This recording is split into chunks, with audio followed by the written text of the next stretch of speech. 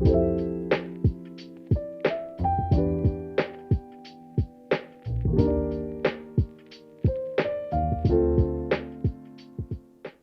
name is Alana, and I use they, them pronouns. And my name is Jessie. I use she, her pronouns. And we're making menches. Making Menches is your home for queer, anti-Zionist Jewish ritual, radical education, and community. Hi, everyone. We're so excited today to have Alissa Schwartz and Patrick Barber on the podcast. Alissa is a queer diasporic Jewish writer, performance artist, and organizational consultant focused on group process and culture shift.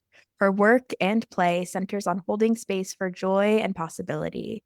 And her current fascination is with creating and performing ancestral drag in service to personal healing and radical social transformation.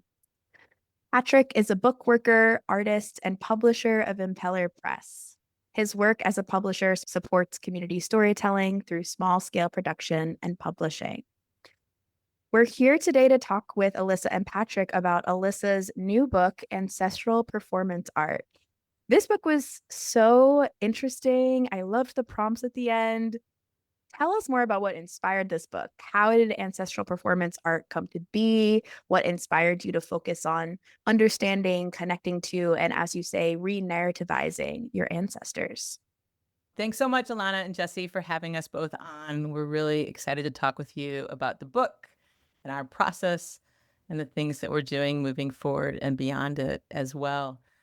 Yeah, this book was written largely pre-COVID, a little bit during COVID, around the time that my mom was dying and through my grieving and mourning journey of her. And what inspired it, I think, was really having the spaciousness and time to really think about my new positionality in my immediate family. This was the death of my second parent, and I'm the oldest in my immediate family. And I gave myself the gift of time to both think about what was going on with me in that transition, as well as rethinking the relationships that I have and the stories that I heard. So, yeah, you talked about the word re-narrativizing, and this is a big aspect of the work that I do in this. It's three essays, three interlocking essays, along with a poem at the end and a workbook. And when I think about re-narrativizing, I think about it in sort of two different ways. One is I, like everyone else, was passed on and told a lot of stories, told who I was, told who the people around me were, told who we were as a people. And for me, re-narrativizing is examining those pieces of information and holding them up to a mirror, holding them up to a magnifying glass, and looking at them and being like, is this true? Is this true for me? How does it dance with my values? How does it dance with like what I want to say? How does it dance with what I think my ancestors might actually feel? How does it dance with what I want to pass on? So that's like looking at the actual particular stories. It's not discarding the truths, but re-examining them. The other piece of re-narrativizing that I do, which is also, I think, crucial work when we're thinking about really understanding our ancestors and the stories that weren't passed on or shared, even verbally, much less so like in written form or anything like that, um, is what I've been calling like speculative work or working with the imaginary. And this shows up really strongly in my developing a relationship with my great aunt Erna, who is the subject of the poem that I include at the end. And the reason for doing that kind of speculative work is to unearth connectivity and truths that are like solid through lines for you that you can draw sustenance from in the current and moving towards the future. And in particular, I think I'm thinking about folks whose ancestry or their own stories don't connect in a linear way with what they know of where they come from. So I'm thinking about queer ancestors. I'm also thinking about other folks who may not have had stories passed on easily. various different diasporic peoples and different kinds of groups that have been colonized and oppressed. So that's a little bit about what ancestral performance art is and the impetus, the original impetus for writing the book. And then there was a whole nother overlay of having written the book primarily even pre-COVID, pre-October 7th. And it wasn't an overtly Jewish book, but because I'm talking about my stories and ancestry, it becomes a Jewish book because that's my cultural heritage. And so I realized that I needed to add in a contextual piece because I don't take on issues of Israel in a real direct way in my writing. And as a diasporic, anti-Zionist person, I needed to be clear about what were the messages that I had received about that or not, and what was my stance in this moment. And so that sort of changed a little bit the lens and the focus of the book as well. And then there was this really beautiful thing about partnering with Patrick and the slowing down process of really understanding even more what ancestral performance art is and how it can be of service to others. So Patrick, would you like to share a little more on that? I mean, my role in this part of the development was really to be as publisher. I think, Alissa, when you came to me, you were like, well, I have these stories. We were thinking about it originally as just a zine. Right. It's not unusual that someone's like, I have a zine, and you look at it and you're like, this is 72,000 words, and you have footnotes. Like, let's call it something else. Because it's going to be a set of zines or something. I think we kind of left it open-ended, like how it would ultimately take shape physically. But as we worked on it, what I began to realize was that, I mean, along with the fact that it was more substantial than just a zine, and when we added in the context, the sort of preface to the book, it made it a little fuller too. But for me, the question as a publisher and as a book designer was how to tell your story. And you came to me, you had a lot of old family photos, how to incorporate your story and your images in what was originally kind of a playful, let's come up with an interesting small zine package. And then we expanded into like a small book idea. And the way that we incorporated the art and used it to kind of bounce off the text felt like it expanded the piece beyond your original boundaries. And I think the more we worked on it together, and I also think that for me, as I was going through my own process with my mom dying, which was happening while we were working on the book, I began to realize that I was sort of experiencing the book while I was creating it. I remember it took me a while to really get into designing it. And partly when I finally got there, I realized why is because it's hard for me to read the material. In book, as I'm designing or something, if you're a book designer, you don't really read the material, you just skim across it. But even doing that, you get sucked in. And it was really powerful stuff. And it really meant a lot to me. And I mean, I'm Jewish too. I don't start things with that. And I didn't, create Impeller Press as a Jewish publishing house. But this seemed like both important and also that it was valuable to both of us as two people who grew up really differently in different Jewish communities in the United States. For me, that's sort of a nice aspect of it, is that it feels like a really close connection for both of us to our families. The process of me taking part in this book, like we already knew we worked pretty collaboratively, but I think it became this real process where we took your essays and your ideas and then my ideas about images and text and built this kind of greater book. And then when we got to that point, we said, it feels like we could grow this a little more. And at that point, I was so taken by the process and that you were talking about big things. And I can't remember exactly how we came upon the idea to do the workbook. We had always kind of talked about like back in the zine. We also had ideas of like making it look like a little Torah. And that was what it is. It was the Torah zine. It was like a book and you open it up and there's two little books. And yeah, and that would have been cute. And so like I was always thinking, well, if we had that other book, what we put in it. Like from my perspective, I don't want to go into a project going, well, let's make a bunch of little books and have lots of little details sticking out. It feels like the project demands that of you and then you do that, not like how do we fit your book into this interesting package idea I have. It's kind of like when designers want to use their favorite fonts. I'm too old for that. So that wasn't my approach, but I did have these little places stocked away where I was like, well, if we do an extra thing, we can add a little booklet and we would talk about that. Like, and you brought forward the poem, which I don't think wasn't always in the book either. So we kept kind of adding on to this collection of essays. And when we got to the poem, it felt like you wrote this whole book that was really, it was, again, like your previous one, it was a memoir that was about a specific thing that also, if someone reading it, could really pick up some tools for themselves.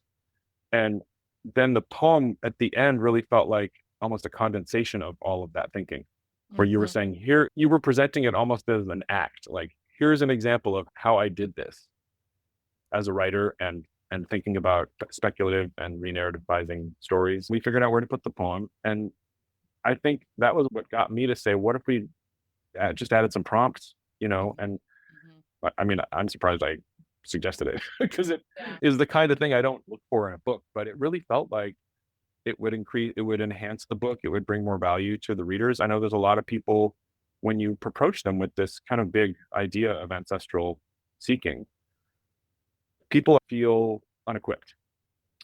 And the two people I talked to who are really close to me and who, know that they can ask me stuff or talk about things openly, both were like, I don't have the information. I've never done a DNA test, or both of them actually don't have kids. And they're like, well, what am I supposed to do? I'm the last one. And that was really striking to me to realize how kind of what a blank wall it is for a lot of folks. And I think that, on the other hand, there are people who will read this book and pick it up right away and say, oh yeah, I get this, or like maybe they're already thinking about this, or they already are accustomed to this kind of stuff. But I think for some people it can be hard, and those prompts are really just a way of literally making a little room at the end of the book for people to think about it and to hopefully come away with more than just, what the heck does all that mean? Like, how would I make sense of that? People have lots of different reactions and feelings around the concept of ancestry. And while my book does actually sort of explore my genealogy, folks that I'm actually related to, I actually mean ancestry in a much broader sense, because folks also I've worked with people who are like, I don't know how to, tap into, or I don't feel connected to the people and I don't want to really learn from them, or any number of things. And ancestry is more than just who we are related to by genealogy. Ancestry is people that we learn from and can draw sustenance from, and they may be known or unknown. They may be living or not living. They don't have to be dead to be our ancestors, and they don't even have to be people to be our ancestors. So they can be our dogs, our cats, the earth, trees, rocks. I don't take that up too much in this particular writing, and then it gets a little obfuscated because I do focus on, particular relatives of mine. But I wanted to really emphasize that and try to emphasize that in the workbook part, so that it is more accessible for all. And the other thing that I kind of wanted to talk about, because I hadn't actually lifted it up yet, which is, why do I consider this work performance art? Because I call it ancestral performance art. And I call it ancestral performance art because for a couple reasons. One, I have a performance background, so I have a long and abiding interest in performance, and it's manifested in lots of different ways over the years. So it's shown up as theater and experimental theater. It's shown up in the group process work that I do with nonprofit organizations and communities. It's now showing up again, actually, in my own performance. And the performance art aspect of like working with your ancestors and thinking about your ancestors is having an awareness of what is its purpose in relation to others. So it's certainly first and foremost, or can be, about your own relationship with what it is you're trying to understand better or re-narrativize. But I always think about that in service to others. So that can be in service to immediate folk that you are in community with or in family with. It can be in service to your larger communities. It can be in service to branching out even farther to larger communities in society at that. But the performance art piece is around an awareness of how do you synthesize and integrate the information and then share it out in a way that's is meaningful and helpful for social transformation. And it doesn't have to be performance. So performance art term, that's why I use the poem Thriving. Like the poem Thriving, which is about my great aunt Erna, I consider a piece of ancestral performance art because I used it in service for social transformation. I use the term performance art because that's my background, but I'm also blowing up that term as well, like the notion of what performance is, which is really for me just interactivity and sharing out. Well, this is a perfect segue because we were thinking about this already in your introduction about performance art and drag specifically. You talk about how most of our lives consist of performing different versions of ourselves. And given your experience doing drag, what connections can we make between performance art and drag? The essays were written a while back. Patrick revivified them and got me excited about them again through the design process and our collaborative process. Like I originally was just like, we just need to get them out.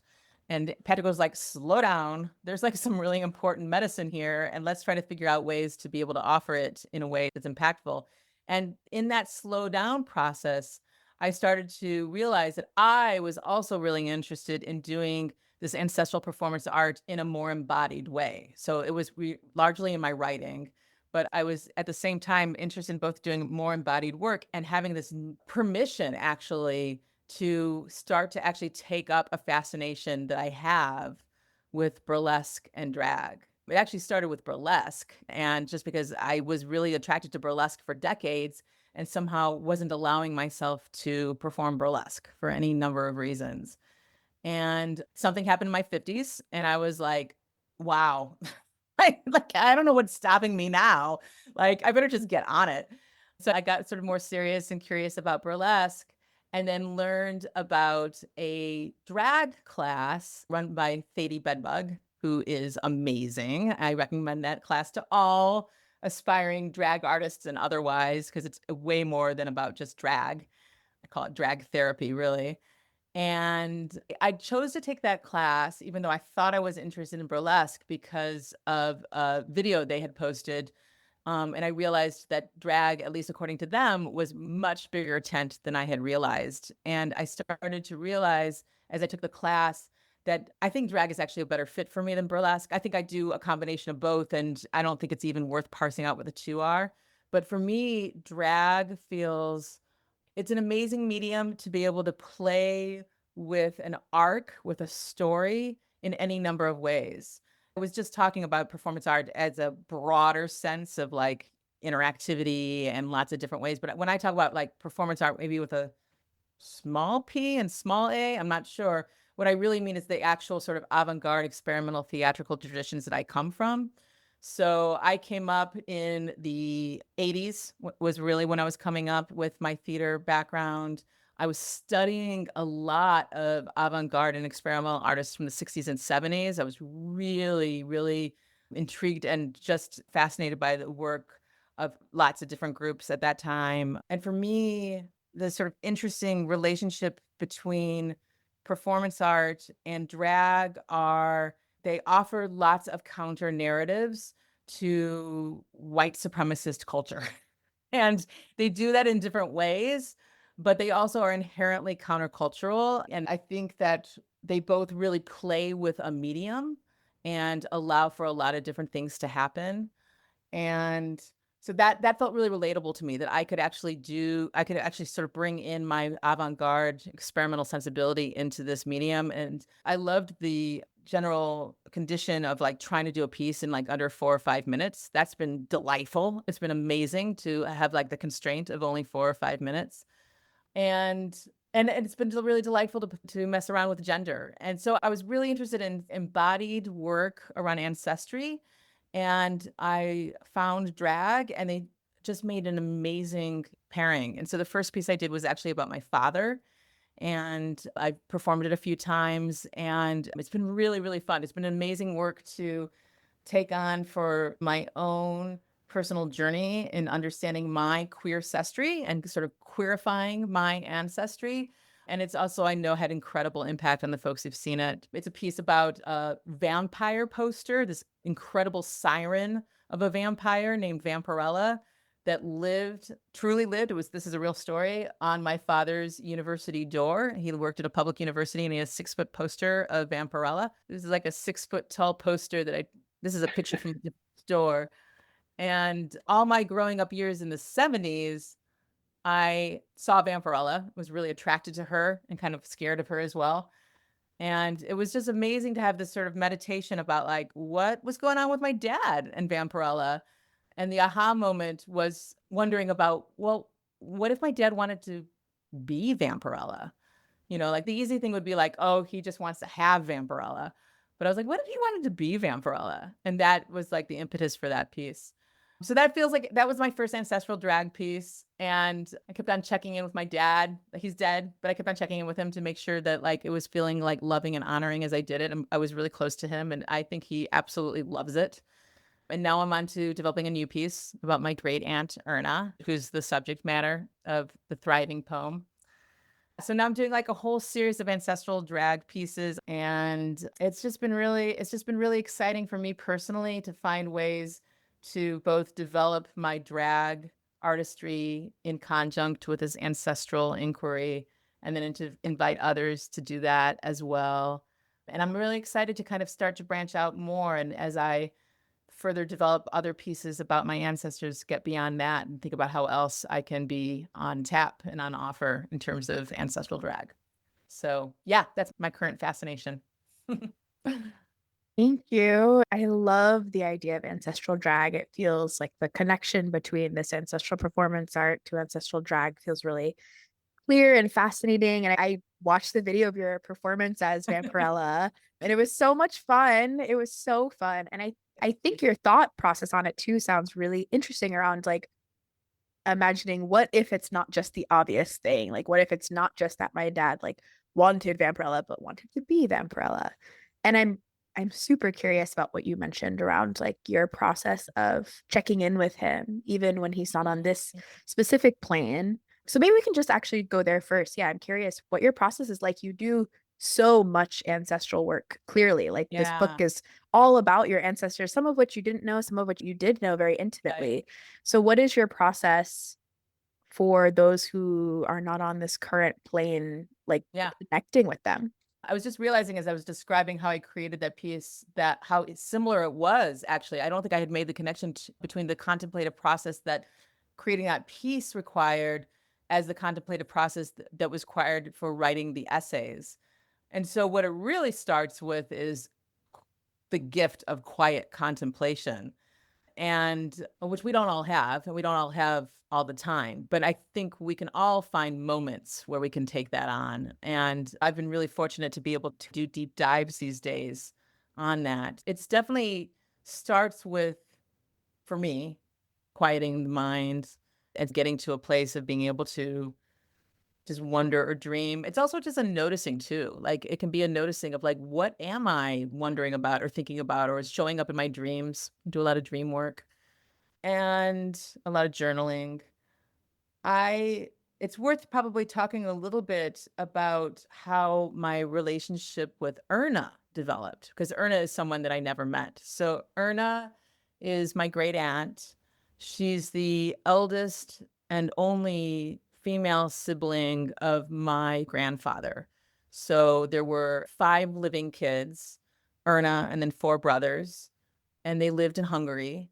And my grandfather was able to leave Hungary in 1937, which is very late in the game and rather miraculous. And there's a whole story around that. And Erna was not able to, and was murdered in Auschwitz. And I had always I had held a question for a very long time, which is, where did my social radicality come from? I come from a family of, basically liberal, maybe even progressive Jews, but no one who was quite like me in terms of my values and ethos. And I think I probably, some of it's this permission giving again about like, are you going to let your imaginary really go there? Because I think I had inklings and moments of like, I think it's Erna, but what? Really? Like, come on. Am I going to put this on this person that I don't know?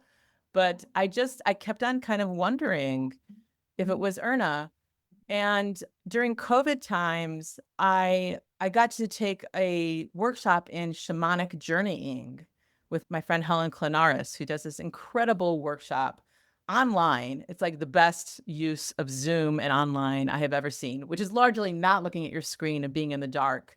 And learned both about shamanic journeying and that it's a birthright for all of us. It's really not actually associated with any particular culture or tradition. And it's an ancient way of being able to tap into and travel to unknown worlds and meet unknown folks and beings.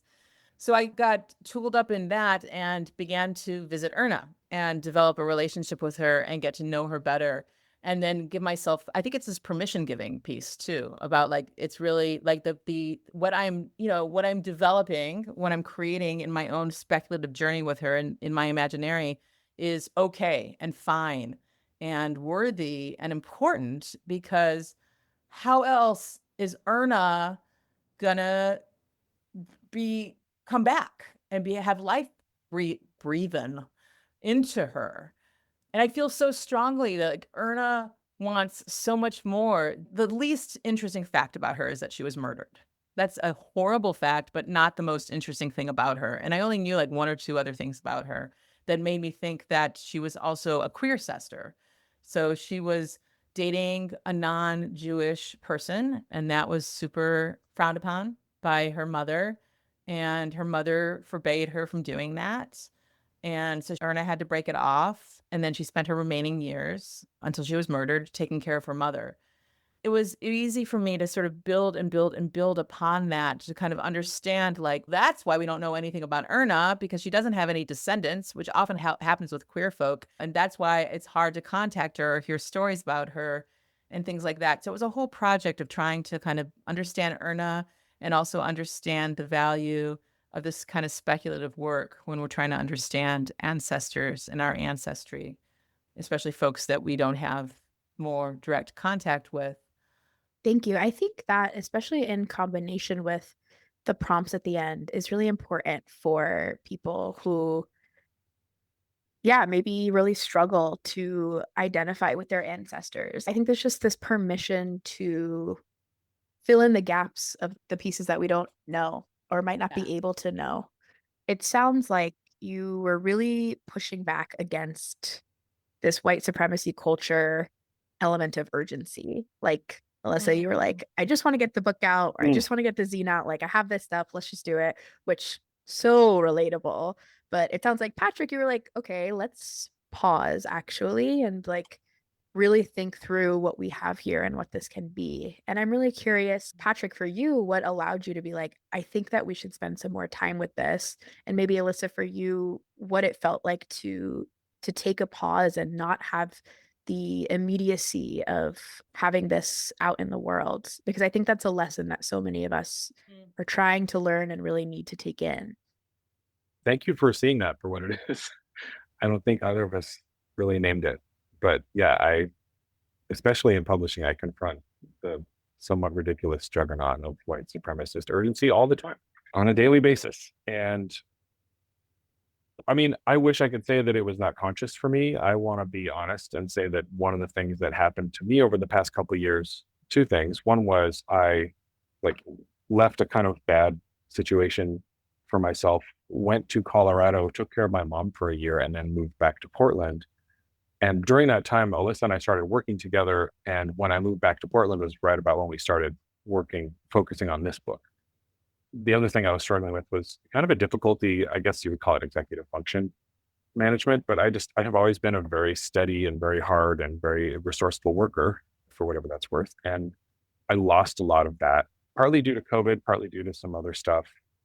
And it's just been a long little journey for me these past few years where I'm still working on it. Really, part of what was happening was I had a real difficulty managing my time around this project. And I realized, like I said, that a big part of that was that it was really difficult material for me to face because of where I was vis-a-vis my mom, who had dementia when I was visiting her in 2022 and took care of her for a while there and helped her move into a different living situation. And then who then died while we were working on the book, she died like the last day of last year. And it wasn't, terribly unexpected, but it's still just been a really weird year because of that. And so I think that all of those factors really helped me get Alissa to slow down because I just really wanted to chew on this content for long enough to have it make sense. The other thing we didn't mention is that this was the first book for me that I've copy edited for my publishing company. Usually I hire somebody else to do that, and I will continue to do that, but this was a good opportunity. And it gave me a chance to give this book a really close read that I think Alissa noticed some things about it that she hadn't too. Because I remember that felt like a discovery process. For me, it was the first time I'd really read the book instead of just done the design thing of kind of clean up the pages and look at the ends of the sentences, which I think I let myself do that after becoming aware of the fact that the reason this is taking me so long is because it's a really difficult text for me. So I was able to really engage with it because of the time we gave it. And I think that's what allowed us to really build it out in the way that we did. Looping back to that question about like, what is the relationship between time and white supremacist culture and our book process? Because we've been riffing a lot lately on how our process, Patrick, yours and my process, is ancestral performance art. And when I was just thinking as we were talking just now, how like the process of like birthing this book, creating this book, it feels like an endurance performance. Like it was so clear, Patrick, what your needs were. And why would I do anything else other than like witness that, honor that, dance with it, and it only allowed for something better to happen, right? So when I was able to like push aside my own impatience, which was like, I wrote these essays 5 years ago. They were actually supposed to be part of organizational performance art, but they don't work with that book. Let's get them out so I can get on to my next project. That doesn't really serve your process. And it actually ultimately didn't even serve what we actually wanted to share in the world. Allowing the relationship and time to unfold differently. Yeah, slow performance art. Maybe that's the next one. Your ability to accept my pace. Mm. You were able to say, you gave me a lot of room to do that. I think you helped me understand that I was doing it, and it helped us both reach that point, an intentional level of working that way. I wanted to point out something else too. I think that you reminded me, Alissa, while you were talking about Erna. Originally, I think we were like, hey, let's ask everybody what their ancestral performance art is. And I mentioned this before, but that's when we realized people often don't have anything to say. And because we had planned on sort of doing lots of promotional items, or maybe in the back, we're going to have a little list of like, hey, tell us what your ancestral performance art is. And that's when we understood that not everybody has been wrestling with this text for a year and maybe doesn't even know what we're talking about. And so instead of asking them what they were doing, we'd say, hey, here's some examples. Let me help you answer that question. But one of the greatest answers to that question that I think says so much is, you mentioned it, I think, on Instagram or Twitter or something, and somebody responded and said, for me, it's when I'm waiting in line at the deli. And you hear those words, just look at that sentence. It's like it unfolds in all of these different directions. Community, family, friends, and it really becomes much more than just your lineage. And for me, also around that time, like around the end of last year, I was going through some personal stuff and kind of learning a lot about who I am as a person, especially vis-a-vis queerness and gender. So now I'm kind of looking back at this book and thinking, well, what does it mean? Like, what's a family tree when you're non-binary? Because I've always been this way. I'm really grateful that I have been able to connect with other people's ways of thinking in a way that has been so liberating for me. But it led me to a lot of thinking around the thing that Alissa was mentioning about queer ancestors, because you realize that all of our tools for recording human history have been bent toward married people and their offspring. Mm. And it leaves behind or erases the lives or actual personae of pretty much everybody who isn't straight and cis and married. Or that thing about Erna where she dated someone, then she didn't. And then for the rest of her life, she took care of her mom. She probably did some other things too. I mean, she went shopping. There was she had a life. One can only wonder what that life consisted of other than taking care of her mom. And that's what gets, I think, left behind. Understanding ancestry outside of lineage and your relations can be really liberating, because it can allow you to connect with people who have really given you gifts or who have been such a part of your path, whether they were a sibling or whatever. This comes up for me just in the actual playing of music, that sometimes I'll be drawing upon like an old colleague's work, or feeling like I've reached recently I've been finding these kind of touch points and realize they were part of an old friend of mine who died really young and who was an important part of my musical life. And so it feels like there's even within my lifetime, there's already musical ancestry that I knew that I was honoring older musicians. And it always just felt really powerful to be and humbling to be part of that lineage. But this is a lot more personal, and I can use the act of playing music as a way of connecting with that. Just thinking about what you're talking about with musicality, performance, queerness, and going back to this kind of concept of performance art, do you see performance art as a part of who we are, or is there always a performative element to it? Like when no one is around, are we still engaging in performance art, or is it something that has to be observed? We have a note in here too about sociologist Irving Goffman's idea that social okay, you're nodding. Okay, that social interaction is a performance. Irving's great. As a sociologist, I read this and I was like, okay, this is like making my ears tingle. I was like, this is Goffman in here. We have to bring him in somehow. So I haven't read any Goffman in quite some time. I haven't thought about Goffman, but I think Goffman is probably the underpinning of a lot of what I've learned or imbibed when it comes to performance theory. And I pay a lot of homage, especially in my first book. My first book is called Organizational Performance Art, Holding Space for Joy and Possibility. That's a professional memoir. And what I lay out there is a description and meditation on how my early years in experimental theater and performance art inform the group process work that I do, and then kind of looping back and reviewing what I read and learned from, which are writers from the 70s and 80s, and realizing, yeah, it really is the same. It's the same ethos. But getting back to like what is my stance on performance and performativity? I think the notion, the concept, the associations that we have in general around the word perform, performer, performance get confused with this notion of performativity. And performativity feels to me like the inauthentic version of performance. It's like a subset. It's a kind of performance that's not so authentic, isn't really centered on being honest with yourself and or with others. I do think that performance requires interactivity. It requires relationship. And that when I'm by myself, even when I'm like dancing in front of a mirror, because I wondered about that too. I love dancing in front of a mirror. So I was like, is that performance? Still don't feel like it is, because I feel like performance has to do with the exchange and the gaze. I remember as a kid how much I loved performing in front of a mirror, and how much I loved even more if someone noticed I was performing in front of a mirror, or if I could turn around from the mirror and go perform for them, which isn't to say that performing in front of a mirror is just the bomb as well.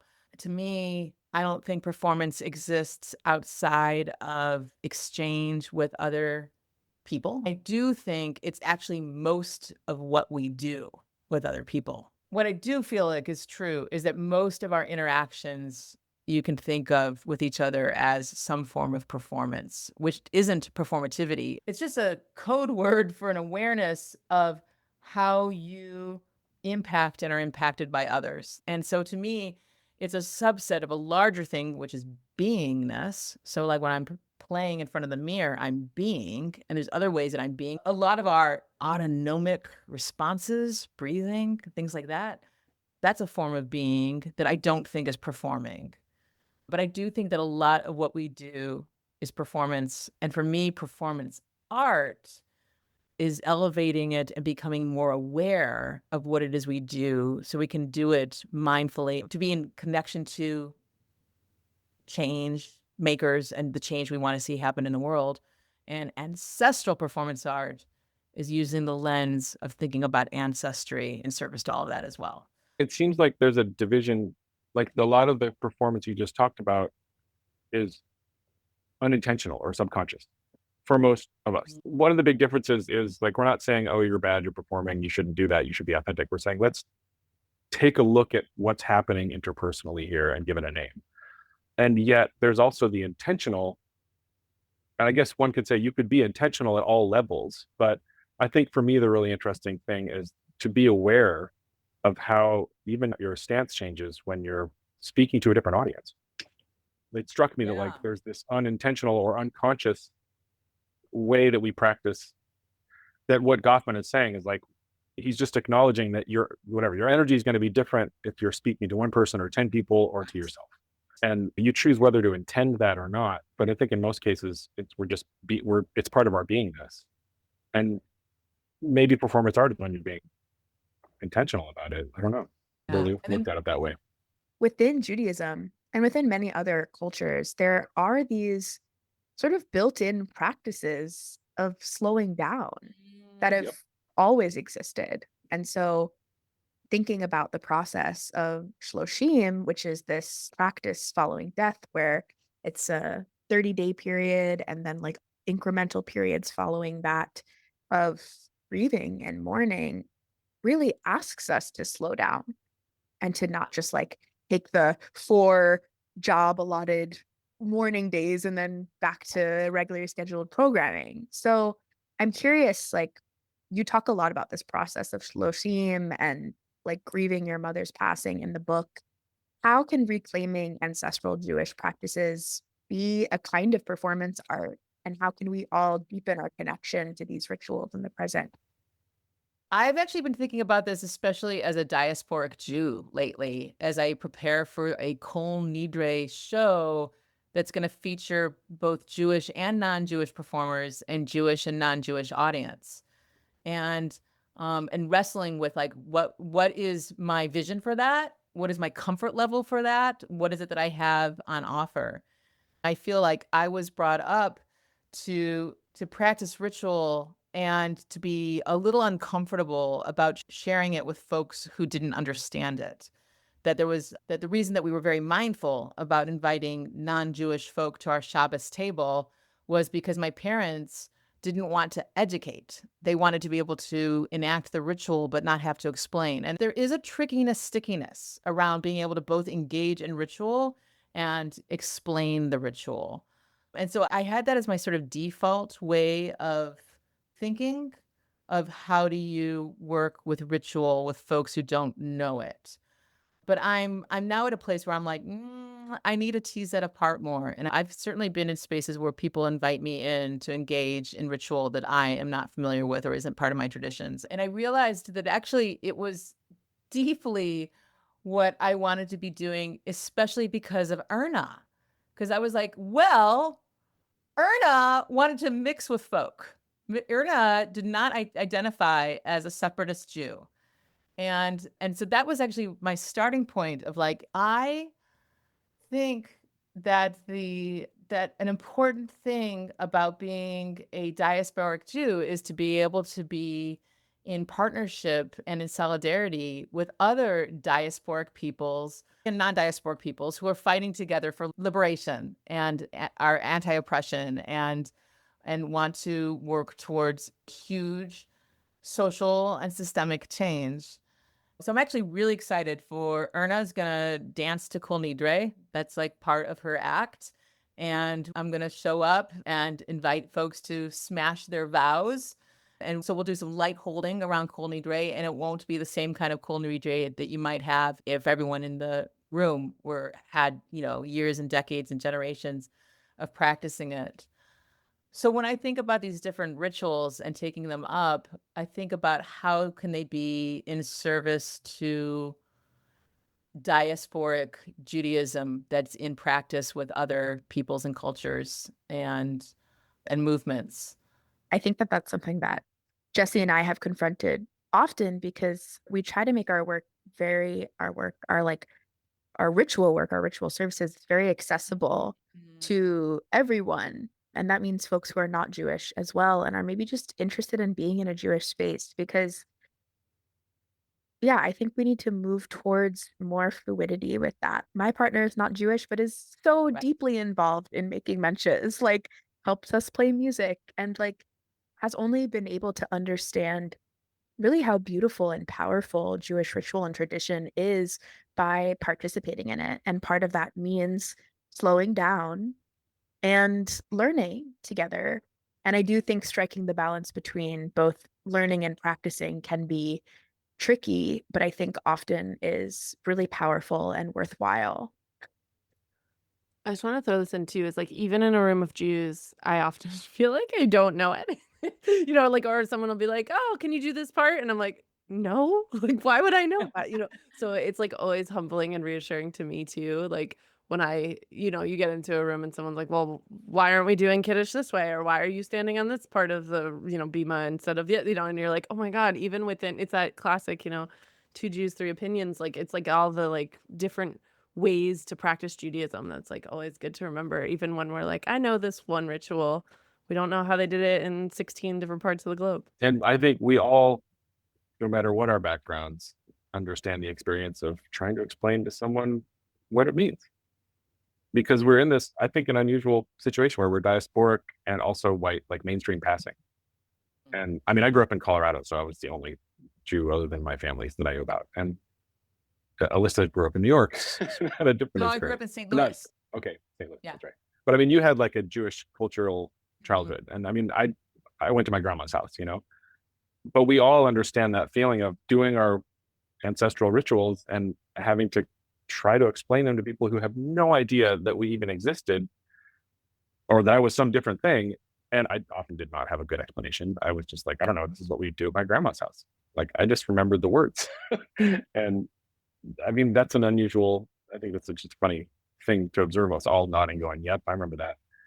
But I think your parents are making an important distinction too. Of like, it's a much different space if you're like holding it for people who are already aware of what the space means than if you're using it as a kind of way to educate. Yeah, I think we need both spaces.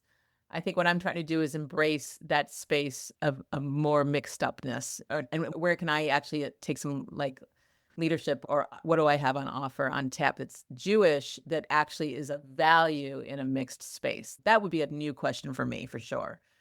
I also feel like we're called upon to talk more about Judaism now, like since October 7th. I have been in situations where someone's like, well, what does it even mean that you're Jewish?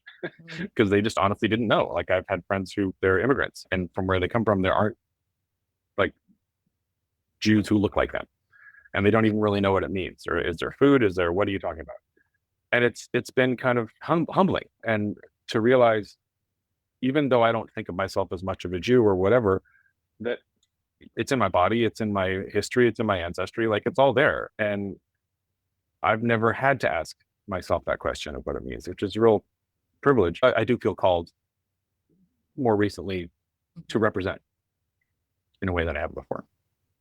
To pivot us a little bit, we wanted to highlight on this interesting part of the book where you brought in your family's anti-Black racism, which let's just pause there and note the vulnerability that it takes to put your family's like less desirable qualities out on the page and say, this is a part of our story and I am going to confront this very publicly. So kudos for the vulnerability there. And you share ways to re-narrativize the past around racism in our families. How can we move beyond shame and ensure we aren't re-narrativizing in a way that absolves us from action when it comes to racism in our own family's past? So this is definitely the product of a lot of sitting quietly, a lot of unpacking, a lot of checking in with living and non-living ancestors about, am I writing this from a place of love and honor, but also with a clear eye, and what does it serve? Why am I doing it? And it was a hard essay to write and to decide which details to include. And I did it not for the purpose of absolving or somehow an accounting that would make me feel less guilty or something like that, absolve the true shame that I feel around these stories. It was first, it's both for some understanding of what is it like for folks who have endured tremendous trauma to then have to assimilate into white supremacist culture, and what does that do to a body, to a soul.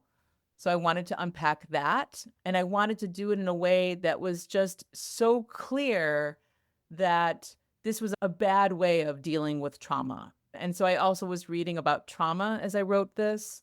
Resmaa Menakem's work, My Grandmother's Hands, helped me a lot to think about this notion of blowing trauma onto others. And so if something is not resolved, if you haven't kind of worked through and had clean pain around your trauma, and the traumas that I'm referencing from my own family are things like Holocaust trauma, as well as other kinds of anti-Jewish oppression in Europe. Eastern Europe. If you don't give yourself space to process it, then you can unconsciously use your pain to continue to affect and continue to traumatize people. So I also try to situate myself in that story. Like, how was I affected by my parents' anti-Black racism? They witnessed and experienced anti-Black racism in their generations. They passed it on to me. And so I wanted to talk about what the mechanisms were at play, name that mechanism, stop that mechanism, and begin to direction set differently for my family. I've done that in lots of different ways, but I wanted to do it in this writing. Just be like, okay, it stops here. Yeah, we're going to handle our ancestral trauma in a different way. We're not blowing trauma onto others. We're not going to enact it as anti-Black racism, which, yeah. And so again, the word like re-narrativize can sort of sound like you're making up stories or somehow like trying to prettify things. And that's not what I meant. What I meant by re-narrativize was examining the same facts, the same stories, the same inputs that I have witnessed or heard about or endured myself, and looking at them a little bit more slant and being like, hang on, this isn't small. This is actually really big. This is like a example of the manifestation of anti-Black racism or Jewish separatism. And I'm going to name it for such and put a stop to it. It doesn't point, that essay isn't going to give you a sense of what to do next, but it's the important groundwork to be able to know who you are and why you're fighting for anti-racism, and positions yourself as a player in that story who has, or positions myself as someone who has witnessed and endured things and wants to change things. I was like, I can't possibly be even the first, Ashkenazic, white, diasporic Jewish person who wants to write about this subject. And so I was like, let me see what the internet has to say and about this. And the internet was just like, we are not revealing anything to you. The internet said back to me, we're going to share with you lots of resources about how Black people and Jewish people work well together, especially in the civil rights era. And if it was anyone's fault that they stopped working well together, it's actually African Americans with their Black nationalist movements in the 60s and 70s. And I was like, that's not what I'm looking for. So then I refined my search. And the internet said to me, okay, Alissa, we're going to share with you lots of resources about how white Ashkenazic Jewish folk are racist and oppress Jews of color, which is a for real thing, but again, not what I was looking for. It was impossible. There was a book or two, but for the most part, I couldn't get down to this place of like, can we please just talk about the emotional and psychological ramifications of white Jewish folk hating up on Black people in the United States. And people don't want to talk about it. And I actually had a very similar response when I shared it with folks. There was no way that I could publish that essay without sharing it with some living family members of mine. I just couldn't do that. And I got a whole range of responses. I got responses from people in my family who were like, oh my God, right on. I didn't see it that way. Yes, thank you. To, well, Alissa, that may have happened on your other side of your family, but not on ours, and things like that. So yeah, people are going to take it up in different ways, but I felt very strongly as in my positionality now with my mom dead as like the oldest living, living ancestor, that I wanted to just be abundantly clear for the people in my family and the people coming next, what I was imagining our direction setting to be when it came to issues of separatism and anti-Black racism. Thank you. And I think that you're starting a conversation that I think is slowly beginning to crop up. I don't know if y'all had the true pleasure of reading Wes's book, An Anti-Zionist Path to Embodied Jewish Healing, which came out this summer. On my book stack. Once you get to that, you're going to see why I'm bringing it up. They have a very, very similar section that's really powerful, talking about their own white Ashkenazi families' lineage and history with anti-Black racism and how like the somatic process of moving through that and moving through that towards action and moving through the ways that that trauma has shown up in their family. And it's really fascinating. And immediately when I read the section in your book, I was thinking of Wes's book. So I'm excited for you to read their book because I think you're immediately gonna feel seen. And I'm just glad that there are people are starting to really confront this and have this conversation in more honest ways, because I do think this is how we forge stronger coalition and connectivity across diasporic experiences. Yeah. I want to move us to our last two questions, just looking at the time, which are simple, but the last one is not that simple. I'm going to do the one that's easy, which is, where can listeners read Ancestral Performance Art? Where is the best place for them to purchase this lovely book? Where can they find the rest of your work? Go to impellerpress.com, where I will put links that people will be able to follow. That's where you can find out about the book, and there's also links to purchase it. It is available. You can buy it through my website or Alyssa's website, but you can also get it from our distributor, Asterism, which is distributing to the trade. They're great. Any independent bookstore should probably can order from them. And there will be links to all those ways of purchasing it on my website. There's also an excerpt that is published on Alyssa's website, which is linked to on impellerpress.com, which is why that's sort of the main spot that I want to send people, because all of the links will be there. Yeah. And if you're interested in following my drag work, you can also go to my Instagram, which is at Alissa, ALISSA, org, performance art, Alissa org performance art, to find the latest. And there's also links on there as well for book ordering and things like that. I'm also seeing on impellerpress.com a sticker that says, "You make me feel like a natural they, them." So I'm thinking that people who are listening may also be interested in that sort of sticker. I saw that and I was like, so head to Impeller Press, even if to find Alyssa's book. And also there's a lot of cool stuff on there that I'm just getting to look into now. So that's where you can find the book. That's where you can purchase the book. Highly recommend, and read the excerpt to see if it's for you. But Jesse and I loved it. And then Jesse, would you like to ask our final and most simply written and yet most complex question of all? Yeah, our most hated question. So, as we get to the end here, if you could leave our listeners with one message, what would it be? This is what Patrick and I came up with together when we were discussing talking with you guys.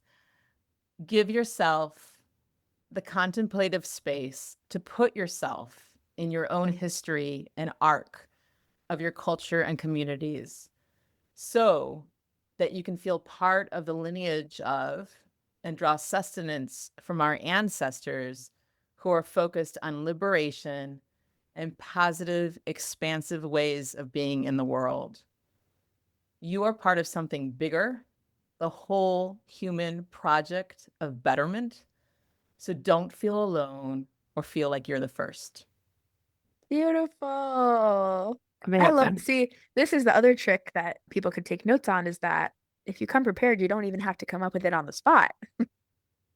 Thank you both so much. This was such a special conversation. It was really great to get to talk with both of you, truly, and just like hear, I think the process of the book is a part of the book and was really important for us to talk about. So I'm really glad that both of you were here so we could also bring in that part of the conversation as well. I'm going to stop recording, but saying our final, thanks for being on. Wow. Thanks so much for having us. Thanks for listening to Making Mention. Please consider supporting our work by funding us. You can find the donation link on our website, makingmenches.com. You can follow us on Instagram at Making Menches.